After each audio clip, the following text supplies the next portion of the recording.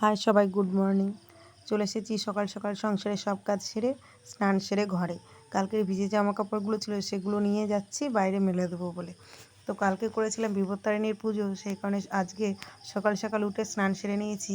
কারণ কালকে খেয়েছিলাম লুচি, তো আজকে ভাবলাম সকাল সকাল স্নান কাজ পুজো সেরে রান্না করব।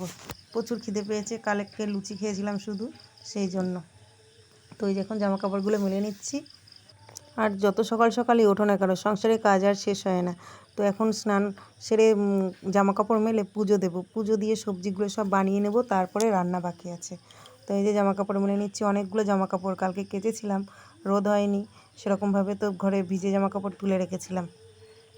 তো এই যে এখন জামা কাপড় মেলা হয়ে গেছে, এখন শাড়িটা মেলে দিয়ে চলে যাব রেডি হয়ে পুজো দেব। এই যে এখন চলে এসেছি ঠাকুর ঘরে, পুজো দিয়ে নেব, তারপরে চলে যাব রান্নাঘরে।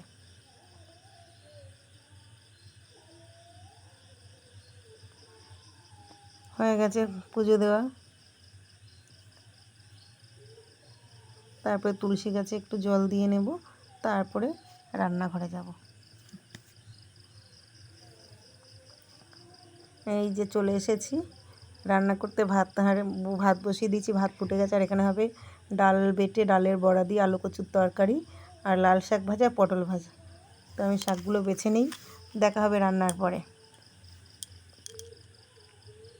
তো এই যে শাক ভাজা পটল ভাজা হয়ে গেছে, এখন কচু আলু ডালের বড়া দিয়ে তরকারি হচ্ছে। তো খাওয়া দাওয়া সেরে চলে এসেছি আম কাটতে। একটা আম নিয়ে এসেছিলাম কালকে, তো আমটা কেটে নিচ্ছি। আম আর শশা আছে, খাওয়া দাওয়ার পর একটু ফল না খেলে হয়? তো আমরা রোজ রোজ খাই না, আজকে আমটা ছিল সেই কারণেই কাটছি। আর শশাও আছে, কেটে এখন চলে যাব ওই ঘরে, খেয়ে দিয়ে একটু কাজে বসবো। কারণ দুটো নাইটি দিয়ে গেছে একজনা ফিটিংস করার জন্য, আর একটা লুঙ্গিও দিয়ে গেছে সেলাই করার জন্য। সেই কাজটা সেরে নেব, তারপরে আরও ঘরের কাজ আছে। জামা কাপড় যেগুলো মেলেছিলাম সেগুলো তুলে ভাঁজ করে গুছিয়ে রাখবো। তো এই যে দেখো আমার মেয়ে কী করছে। আজকের ব্লগটা এই পর্যন্তই। ভালো লাগলে লাইক, কমেন্ট ও চ্যানেলটাকে সাবস্ক্রাইব করে পাশে